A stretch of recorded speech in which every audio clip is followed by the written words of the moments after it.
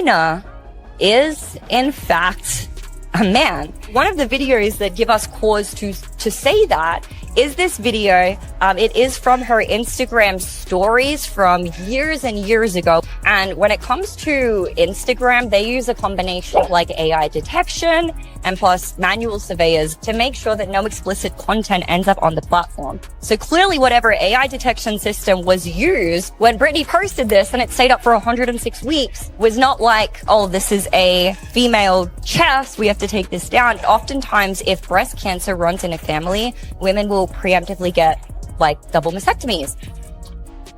And there's some great surgeons out there, don't get me wrong, but I don't see any scars on Britney's chest that would be indicative of a double mastectomy or top surgery for gender transition. So what's the real story here?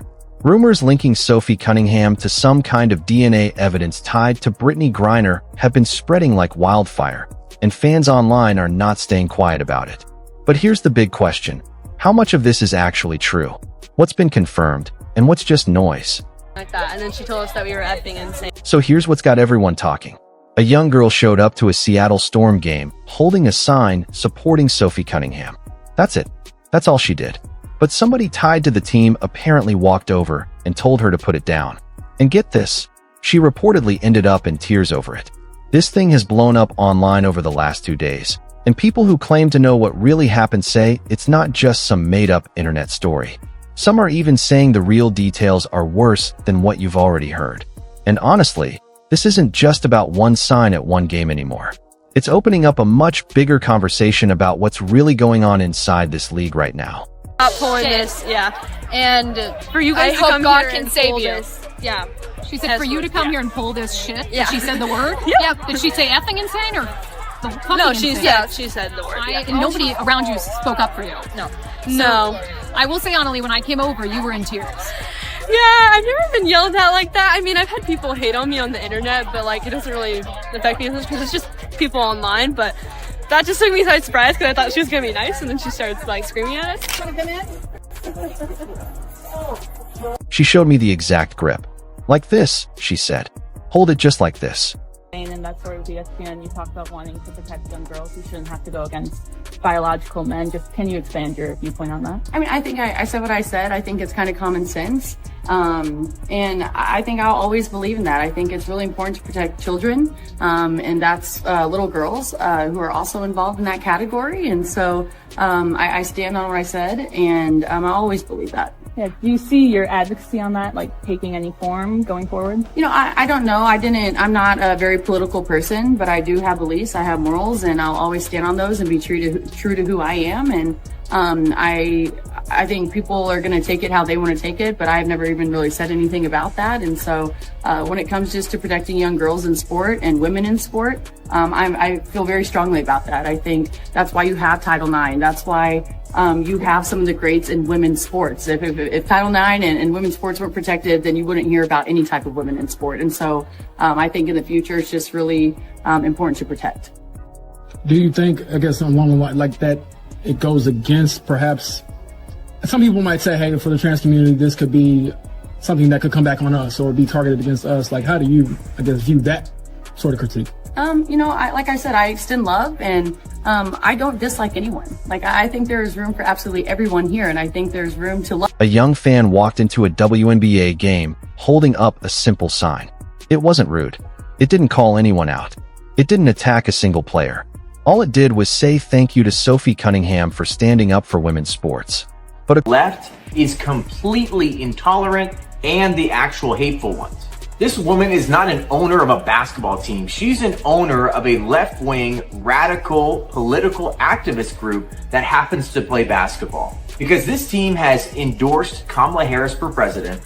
They have promoted trans rights on their website and their merchandise. And clearly they hold a double standard and allow people to hold signs like this, but belittle young girls that support their sports remaining female. I don't expect them to do this, but I would really like to see the WNBA protect and stand up for fans just like these two young girls from hate. And a teenage girl walked into a WNBA arena holding a piece of paper with a few simple words on it. She had no idea that within an hour, she'd be in tears, surrounded by security, in front of thousands of strangers. All because of what that paper said. Let's rewind a few weeks before that night, because this story didn't start in Seattle. It started with one honest answer during an ESPN interview. Sophie Cunningham was asked a direct question about protecting women's sports. She could have dodged it. She could have given a vague, safe answer like so many athletes do when the topic gets uncomfortable. She didn't. She said she wanted young girls to feel safe in locker rooms. She said female athletes shouldn't have to compete against biological males. And she said she wasn't going to change her mind just because people didn't like hearing it. There was nothing hateful in what she said. She didn't call out a single player by name. She didn't insult anyone. It was just a calm, direct answer to a question she'd clearly already thought through. But in this league, calm answers rarely stay calm for long. Even though Cunningham never pointed at anyone specific, the internet did the pointing for her. Fans booed her the next time she stepped onto the court. One Storm player wore a shirt before the game that read, "Trans rights are human rights." When the Storm's head coach was asked about the whole situation afterward, she gave the standard answer teams give. Something about wanting everyone in the building to feel safe and welcome. Here's why people connected Cunningham's comments to a specific player without her ever saying a name.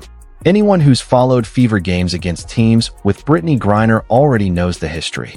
Fans have spent seasons picking apart physical moments between Griner and Caitlin Clark. There was that bench moment last year people are still arguing about. There's been plenty of talk about inconsistent officiating whenever these two share the floor. So when Cunningham, one of Clark's closest teammates and most outspoken defenders, came out and said biological men shouldn't play in women's sports, a lot of viewers assumed they knew exactly who she meant. Griner herself never confirmed the comments were about her. In a separate interview around that time, she reportedly said playing against Cunningham could be frustrating, but she'd still want her as a teammate. Make of that what you will. What's not up for debate is how fast and how loud the reaction to Cunningham's comments got online. Within about 48 hours, this wasn't just a basketball story anymore. USA Today picked it up. ESPN was talking about it the next morning. Fox News gave it a full segment. Even the White House press secretary weighed in, suggesting Cunningham's position lined up with a large chunk of the American public. Think about that for a second. One honest answer from a role player in a feature interview turned into a national conversation. She never asked for that. She never chased that spotlight. And when reporters came back to her days later, probably expecting her to walk it back or soften it up, she didn't. She said basically the same thing again, that she didn't hate anyone, that she believed there was room for everybody, but that she wasn't backing down from what she actually believed. That's not someone chasing attention. That's someone who got asked a question, answered honestly, and refused to pretend she didn't mean it once the heat showed up. Now here's where the story stops being about words on a screen and turns into something that happened to a real kid, in a real arena, in front of real witnesses. On paper, the Tuesday night game between the Fever and the Storm should have just been basketball. But before tip-off, a small group gathered outside Climate Pledge Arena. Some were there specifically to support Cunningham. Others were there for a Washington ballot measure about fairness in girls' sports. A few wore clothing with XX and XY symbols. Some carried signs. Nobody in that group was targeting a specific Storm player. It was about Cunningham in a debate that had already been building across the state for a while. Fans nearby said the signs were harmless. Things like, "We love Sophie," and "Thank you, Sophie, for speaking up." The group said they were just watching the game, cheering for both teams, being respectful. Then an older woman approached them. At first, it seemed friendly enough. She asked what they were doing. Then things got strange fast. She started talking about Jesus forgiving them for their sins, and told them they were acting insane. Later, two of these supporters made their way inside and took courtside seats, still holding a banner thanking Cunningham. According to a podcast host who says she spoke with the fans directly afterward, a woman approached them mid-game, called them completely insane, and the confrontation escalated until security stepped in and removed them from their seats. Fans in the crowd identified that woman as Celeste Keaton, reportedly a minority owner of the Storm. One of the supporters later described how quickly an ordinary night at a basketball game turned personal and upsetting. Upsetting enough that the teenage fan was crying before it was even over. Now sit with that for a second. Outside the arena, People on different sides of this issue were standing near each other. Nobody said anyone crossed over to intimidate the other side. No one suggested a team owner shouldn't be allowed in her own building or shouldn't be allowed to wear whatever she wants. But somehow, a member of the home team's ownership group allegedly walked up to a visiting teenage fan, quietly holding a thank you sign for an opposing player, and told her to put it away. In front of thousands of people. The fallout came fast. The Storm co-owner was reportedly fined and suspended from the next 5 home games following the incident. The league confirmed the punishment came directly from them. So here's the obvious question nobody can avoid asking. If a shirt supporting one side of this debate gets applause in the same building, why would a sign that simply says, "Thank you for standing up for girls," allegedly get a teenager confronted by ownership? What does that say about what's really happening inside these organizations? That sign wasn't rude. It wasn't aimed at any player. It just agreed with Sophie Cunningham. The team's majority owner later released a statement saying everyone should feel welcome at Storm games regardless of their beliefs. She acknowledged ownership had spoken with the fans and offered an apology. But notice what that statement didn't do. It didn't name Keaton directly. It didn't explain what was actually said to those fans. It didn't clarify why security got involved. It didn't say whether any real accountability was coming. To a lot of people, that reads less like taking responsibility and more like carefully chosen words meant to make an uncomfortable headline quietly go away. Strip away all the noise around this story, and here's what's actually left. Sophie Cunningham didn't attack anybody. She answered a question honestly, stood by it when people pushed back, and then watched a teenage fan get treated like a security threat for simply agreeing with her in public. A team owner confronting a paying fan over a peaceful sign or shirt is a problem no matter which side of this debate that fan is on. The fact that it happened to someone supporting Cunningham is exactly why people are questioning whether tolerance in this league gets applied the same way to everyone, or just to some people. And this isn't happening in a vacuum either. About a week before all this, another WNBA player who spoke up about protecting women's sports reportedly saw her playing time drop off almost overnight. Nothing was ever officially announced. No one pointed to one clear decision. But critics say pressure doesn't always have to be loud or obvious. Sometimes it's just enough for everyone watching to quietly get the message. So now people are left asking the same question over and over. Is this league willing to make room for every opinion except the one Cunningham gave? Because what happened in Seattle wasn't some extreme, fringe reaction. Surveys show a large number of Americans actually agree with her stance on this exact issue. The real concern is whether an athlete can get targeted just for saying something calmly and honestly, without ever naming a single person. Cunningham has faced reporters again since then, and every time people expected her to soften her stance, she didn't. She said the same thing again.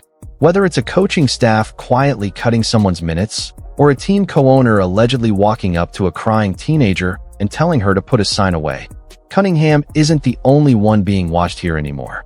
The real question now is simple. Will this league keep treating her supporters differently than everyone else? Or will one carefully worded apology be enough to make this story disappear before the next one shows up somewhere else? If this story made you think twice, don't just scroll past it. Drop your take in the comments, hit that like button, and subscribe so you don't miss what comes next, because this is far from over.